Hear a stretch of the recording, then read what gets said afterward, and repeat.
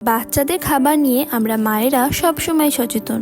বাচ্চাদের জন্য কোন খাবার পারফেক্ট হবে আমরা সবসময় যাচাই বাছাই করে নিই। চলুন আজকে আপনাদের সাথে শেয়ার করি এমন একটি প্রোডাক্ট যেটি আমি জায়ানকে দিই। হ্যালো এভরিওয়ান, আসসালামু আলাইকুম। কি অবস্থা সবার? আজকে আপনাদের সাথে যে প্রোডাক্টটি আমি শেয়ার করব সেটি হচ্ছে জাফরানি সেরেল্যাক, আর একটি হচ্ছে অঙ্কুরিত পুষ্টি মিক্স।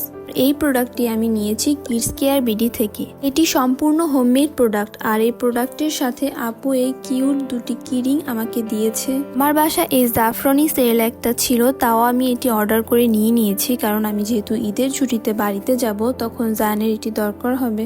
আজকে আমি জাফরানি সেরেল্যাকটা নিয়ে কথা বলবো, আর অঙ্কুরিত পুষ্টি মিক্সটা নিয়ে আমি পরবর্তীতে আরেকটি ভিডিও দিব। এই জাফরানি সেরেল্যাক কাঠবাদাম, কাজু বাদাম, পেস্তা বাদাম, পোলাও চাল, সাবুদানা, জাফরান এবং আরও 20টিরও বেশি উপাদান দিয়ে তৈরি। যেহেতু এই সেরেল্যাকের মধ্যে জাফরান অ্যাড করা, তাই আমরা বুঝতে পারছি যে এটা কতটা পুষ্টিকর হবে। আমরা মূলত জানি জাফরান খেলে স্কিন ভালো ও উজ্জ্বল হয়। এছাড়া এই সেরেল্যাক খেলে বাচ্চার ওজন ও উচ্চতা বয়সের অনুপাতে বৃদ্ধি পাবে, খাবারের রুচি আসবে, রোগ প্রতিরোধ ক্ষমতা বৃদ্ধি করবে এবং আরও বিভিন্ন ধরনের উপকারিতা পাওয়া যাবে।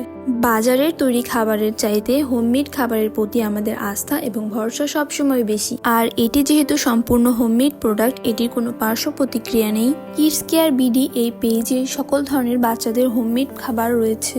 আপনাদের যদি দরকার হয় আপনারা কিডস কেয়ার বিডি এই পেজে ইনবক্স করবেন।